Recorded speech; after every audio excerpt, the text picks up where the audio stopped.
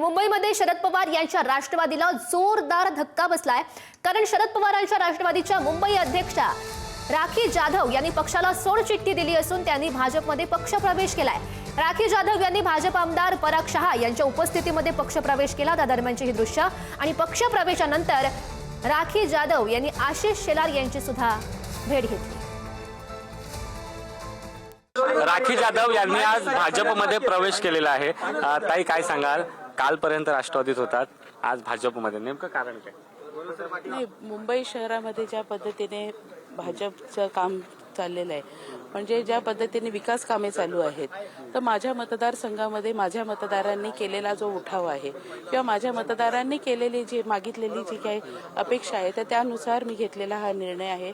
माझ्या मतदारसंघाचा देखील विकास व्हावा, घाटकोपर पूर्व विभागाचा विकास व्हावा, पूर्व उपनगरातला एक प्रमुख स्थानी माझा मतदारसंघ आहे आणि त्या ठिकाणी ही चारी बाजूनी विकास कामे व्हायला पाहिजे, यामुळे घेतलेला हा निर्णय आहे। किती वर्ष तुम्ही भाजप विरोधात संघर्ष केलात, अध्यक्ष होतात, त्यावेळी रस्त्यावर उतरून आंदोलनं केलीत, नेमकं राष्ट्रवादीचं काय चुकतंय, लोक त्यांची साथ सोडून जात आहेत?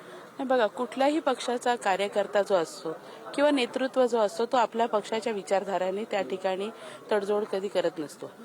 त्याचबरोबर जर आपण आपल्या विचारधारेला धरून चालत असताना आपल्यासोबतच्या सहकार्यांना आपण जर न्याय देऊ शकत नसू तर कदाचित त्या पदावरती आपण राहायचं की नाही राहायचं हे देखील एक ॲनालिसिस व्हायला पाहिजे आणि तेच ॲनालिसिस मी केला आणि त्यांनी घेतलेला निर्णय। कुठेतरी जागा जास्त मिळत नव्हत्या म्हणून तुमची नाराजी होती? निश्चितपणे आपल्यासोबत स्वतः राखी जाधव होत्या, त्या म्हणाल्या मी काही कारणं होती त्यासाठी मी पक्ष सोडलेला आहे, मात्र आता मी पूर्णतः भाजपची झाली आणि अर्थातच राखी जाधव यांनी आज भाजपमध्ये प्रवेश केलाय, तोही भाजपचे मुंबई अध्यक्ष अमित साटम, भाजपचे माजी मुंबई अध्यक्ष आशिष शेलार यांच्या उपस्थितीत।